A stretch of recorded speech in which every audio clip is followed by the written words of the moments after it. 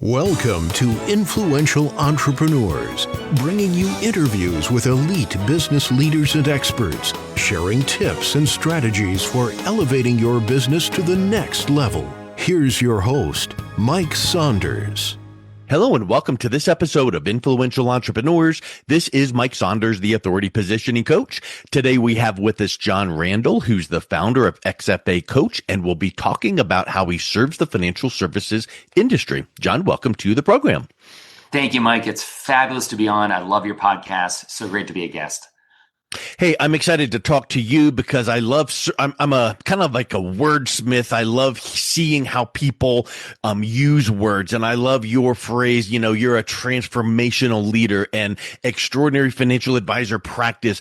Those kind of things are very electric and exciting because as we all, as humans, personally and professionally, we want transformation. We don't necessarily want that metric or that KPI. We want some transformation. So I'm excited to hear what you do and how you do it, but get it started first with a little bit of your story and background and how did you get into the industry? Helping advisors grow and scale their business with more profitability is really what it's all about. And there's so much ordinary in the financial services industry, right? And I think a lot of it has to do with capacity. And so to helping advisors be extraordinary is really a big passion of mine.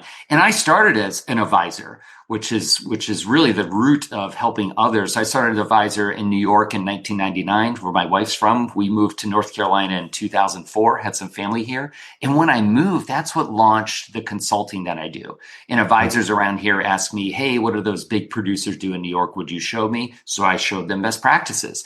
I grew really quickly in North Carolina because I knew what worked and what didn't. And people said, what would you show me how to grow like you did? And it just became this thing, and it became much spread across the country, became way bigger than my practice. So I sold the last bit of my practice in 2017. I've been all in on this business. And when I ran out of room myself, I started to scale through other coaches on our team about 7 or 8 years ago. And we have a great team of coaches across the country helping hundreds of financial advisors grow and scale their businesses. But along the way, we've learned a lot. And a big thing I've learned that it's just not about the best practices. We've switched to more of what are the things holding practices back. And we've really dialed in on the theory of constraints to help us understand that. I know that you've got a doctorate in performance psychology, so you'll relate to this, which I'll probably butcher, but something to the effect of we as humans are motivated more by the fear of loss than the hope of gain. So what you just said there about the holding back, it's like you could say, hey, download our report on the top 3 things to grow your practice, or download our report to understand the number one thing that holds you back from growth. Probably the thing, tell me what's holding me back. And then we can get into all the good stuff. Have you seen that in your practice and working? Absolutely. And I joke with advisors. I say the reason I got a PhD in performance psychology is to figure out why you advisors don't do what you should be doing. But you're right. It's interesting. It's kind of a flip on psychology. So we have all these people come to us and say, man, would you help me with how to acquire more clients? We work with a lot of Barron's top 100 people. Would you show us how to acquire practices like they did so I can 10x, 100x my business? Well, that's usually not their issue. If they're not getting a lot of organic growth, it means there's an issue in their delivery. What they're doing with clients is not optimized. And when we peel the onion back further, we find the number one constraint holding practices back is capacity. And it's twofold. So number one is the owners typically have too much on their plates. And it has to do with how we all start in the industry. We're all taught more clients, more assets, right? So we just build and build and build. And there becomes a point where that works against us. And I study a lot of industry, studies, buy some research. Investment News says the same thing every year. These independent financial advisor practices are getting filled up and it's stunting growth. Cerulli came out with a study that said 91% of financial advisor practices are reporting productivity issues because of too many non-ideal clients. And that's the real issue holding these practices back from the next level. And these small clients and non-ideal clients, it's like a child's security blanket. They hold on to it and they invent reasons why they should hold on to them. And it just clogs up their system, and their revenue per client is below average, and it just holds them back from really being able to scale. So what you just said there makes me think of this. So let's see if I'm tracking with you and see if we can connect the dots here. If capacity is the number one thing holding advisors back from scaling and growing because they have too much on their plate, well, guess what? Number one, they put it on their plate themselves, so they're the ones to blame. Number two, it's the wrong things on their plate, like what you just said. It's the wrong type of client. So maybe you need to fire, air quotes, or literally fire, certain clients. Like, you know what? How do we know how much is too much? How do we know the proper things to put on our plate? And how do we know who to fire? Well, maybe one of the things we need to do is go, you know what? Let's do a quick assessment. Let's take a 2-day break, get out of the business and pull up our client list and go, keep them or punt them, or have a junior advisor handle them, and really even do an assessment. Like when you pull up Joe Schmo's name, do you get a little knot in your stomach, or do you get excited because they're coming in? So talk a little bit about that concept and where you would guide your advisors on that thought process. Yeah, I find that we need to replace the revenue before advisors are willing to let go of any revenue. So they will hold on to them. They'll make up reasons, right? Oh, this, because it takes a little too much faith to do it the other way. Yes, it does. So I always suggest, let's just put these people on ice for a little bit. We don't have to be as proactive with them. If they need something, sure, we'll help them out, but let's put them on ice over here. Let's focus on your ideal clients and find some revenue boosters within there. Every practice has that. Every practice has opportunities to increase revenue per client. So let's do that. And very quickly, they can replace the revenue of a lot of clients very easily. So it really lies in there. But something you mentioned here is a related issue that we see. So a lot of the people we work with they're usually doing over $1 million. They usually come into us about 1.5 million, and they're stuck. We find that being a common ceiling. So, the average practice we work with is over 5 million in revenue. We even have one doing over 100 million in revenue. But the sticking point at 1.5 million, to do multiple millions, it requires leveraging other advisors, and it's a completely different game that we learned being an individual advisor. So everyone makes the mistake of, let me just take these small clients and dump them on a junior advisor.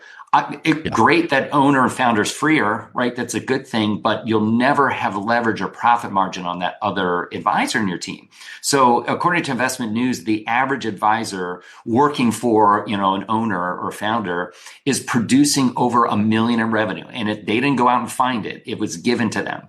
So you as an owner and founder, how can you get freer of $1 million in revenue and then go out and replace it either by, organic growth or inorganic growth like practice acquisitions? That's the key to scaling. And you can drive a profit margin if you're sourcing $1 million, $1.5 million, you place it with advisor to manage, pay them industry average rates. You can duplicate that over and over. And a lot of our practices that have 10x within 5 years, that's been a big part of the formula. So I think there's just these old rooted beliefs and just thinking as advisors that stem from how we start. They end up holding us back, and it limits advisors from actually being able to scale. They get stuck around these common points between $1 million and $2 million, and they just constantly struggle to break through. Before, what you said is just stellar, and it's like we're playing ping pong. It's like you said this makes me think of that, and here's my next point. Before we started recording, you and I were talking about how Zoom exploded because of COVID, and how we noticed that, and they did it the right way, because in fact, too many times if you need to build capacity in advance of demand, and if demand is exponential and you don't have the capacity, you implode. So what you just said about, someone might hear that and go, oh yeah, to scale, I'm going to buy another practice, and boom, they don't have the foundation or the capacity for the growth, and they can implode. What do you say to someone that goes, yeah, I want to grow, but you need to look at your foundation and framework first? Yeah, and that word foundation is exactly it. I really frame the concepts of scaling, then client optimization as the foundation of a house or a building. Yeah. And the first floor is what you do with clients, because you have to be really good at those if you're going to start building above. You can't start building a home on the second floor. It just doesn't work.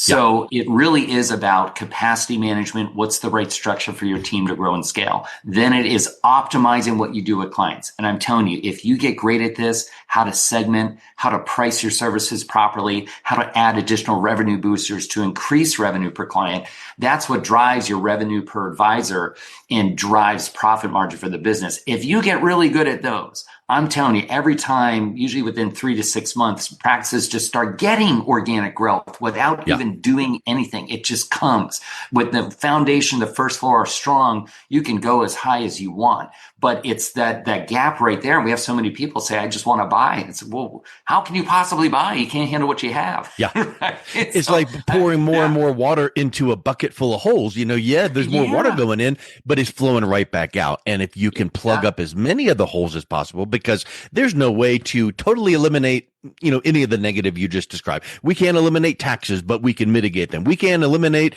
a lot of things, but to your point, when that foundation is right, and what you described there, the word value is screaming to me. We need to be a go-giver. We need to give value, and when that is done, some of the best marketing is a job well done, which means a devoted, value-filled relationship, not a transaction where the client feels like, oh, I came in, I got my cookie cutter little plan. We did our annual review, quarterly review, check, see you later, goodbye. But they don't even really care about me. But in reality, when you treat those people like humans, real is rare. And that can help you stand out. And that becomes a good part of that foundation you're talking about, right? Yeah, and especially with the top tier of clients, right? Less than 10% of clients are the absolute ideal. And that's the profit center, right? And a lot of times when there are too many non-ideal clients, they're just stealing time away from the profit center and being able to do more and then duplicate those people. Now, I tell you what, the growth things are some of my very favorite topics. Practice acquisitions, ideal client duplications. This is some of my favorite stuff. And there's so much noise there too with how to acquire clients. There's a lot of shiny new objects that advisors get all excited about that don't work. I noticed this trend that advisors go through. They'll have uninformed optimism about some shiny new object that, if I just sign up for this, they'll get me a lot of new clients. And then they go through and it doesn't work. Then they have informed pessimism. Okay, this isn't because they saw the shiny object on social media and they tried it for 10 seconds. Yeah, and that shiny object may have worked for that other advisor, but you didn't try it for long enough, and now all of a sudden you're just like the fly in the summertime buzzing up against the screen door trying to get out, and you're just like banging your head against the wall. So I think that's a really neat analogy you just gave there. Yeah, it's so advisors. You nailed it. They want it to be quick, right? It might be something that takes a year or two to really stay consistent with to make it work. But, and it's hard. I get it for the advisors out there. You're trying to build your practice. You want it to happen faster. I hear you. And it's not a painful thing to go back and just tighten up your foundation in that first floor. It can be done really quickly. It's really not that hard to do. We've just pinpointed a very small number of things that move the dial the best. That let's fix capacity, let's optimize what you're doing with clients, and in a matter of a very small number, single digit number of months, you can be rocking and rolling with better revenue, less clients, and really be in position to optimize then the practice as a whole to duplicate ideal clients, to get practice acquisitions, have enough profits to hire the next advisor in your team. If you want to go in the scaling path, bring in others. It's really in there, but it's just what do you work on first? And there's a very specific order we found helping hundreds of advisors scale that we've developed that's been really fun to see in action. Give the copy and paste that's shortcuts for them, that works for other people, help them customize their version of it, and then see them just implement, grow, and scale. I just talked to one this morning. They started with us in 2019. The very December 2019, right before COVID hit, they were doing 1.2 million. The founder was completely stuck. They just hit 20 million in revenue in 2028, and they're working on a massive acquisition that will put them over 30 million in revenue. I mean, that's a huge amount of growth, but it was based on this basic stuff. It was based on the basic. And how many more hours is the owner working? Oh my gosh, so much less. Takes so much time off. They're working with less than 20 clients. I mean, it's really, it's a totally different business than it was when he was just totally clogged up, hitting a ceiling at 1.2 million. And a couple of things you just mentioned there, the word implement jumps out because I've said this for years and you've probably heard it too. Knowledge is power. Yeah, it sure is. Nope. Knowledge is potential power, and it only becomes power when you implement it. So I would venture to say that, you've got some advisors that are sick and tired of being sick and tired. They come to you, you put together a blueprint and a plan, and it's up to them to then take action and implement it. So what do you say to someone that says, I need your help. I'm ready. You lay out this plan, and then they're kind of slogging through and not going through the process the way they should? Well, implementation is the toughest part. I think you nailed it, Mike. And that's where we really try and be a guide or a Sherpa through the process and help them through it.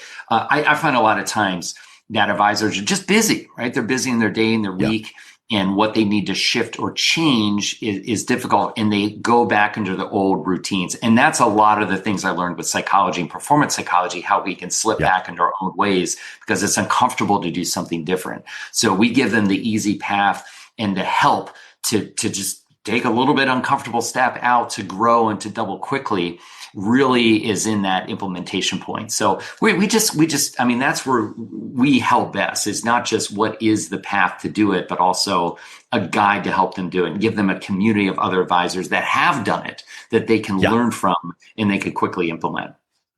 So let's talk a little bit about your point about ideal client duplication. And I would venture to say that if you had someone like your example, the client with 1.2 million, if he said, I want to double my practice, and I have 50 clients, let's say, doubling the practice does not necessarily at all mean 100 clients. Guess what it does mean? Pareto's principle of 80-20. You got, 40 clients are your, no. What is it? 40 clients is the 80%. So really you want to look at the 80-20. You want the 20% that are bringing you the 80% of the benefit and the revenue, and you want to duplicate and clone them, because then it's not an exact doubling of the business, but you want to clone the right people. So where do you help your clients realize where that ideal client duplication is? And if you determine that who you're working with, really you've got like 1% ideal clients, we need to really amp that up and get the ratio back in play. Yeah. In the industry, statistics are the lion's share of new clients for professional services, which is very much the case in the financial advisor business. They're mostly coming from referrals from existing clients. Everything else is way behind. I mean, referrals from other professionals is a very distant second. I'm talking very distant second. And everything else is way after that. So let's just be good at what's working out there. And I find there's two constraints within that. One, there is a lack of focus. Who really is the avatar or the ideal client? They're sitting there in the book, right? They're in that top 10 or top 5. They're just not able to really define that this is the ideal person and there's other people in the world exactly like them. And so it's defining that focus, and then it's framing it. It's really helping those people understand they specialize them. Their ideal client is them. They can help other people who are exactly like them.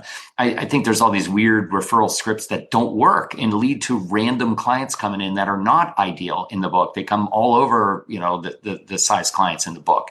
So it's really in the focus and the framing is the easiest ways to pivot to duplicating like the top 10 in this case, or I even push for the top 5. Is there one in there or two in there that we could duplicate that have others in the world just like them?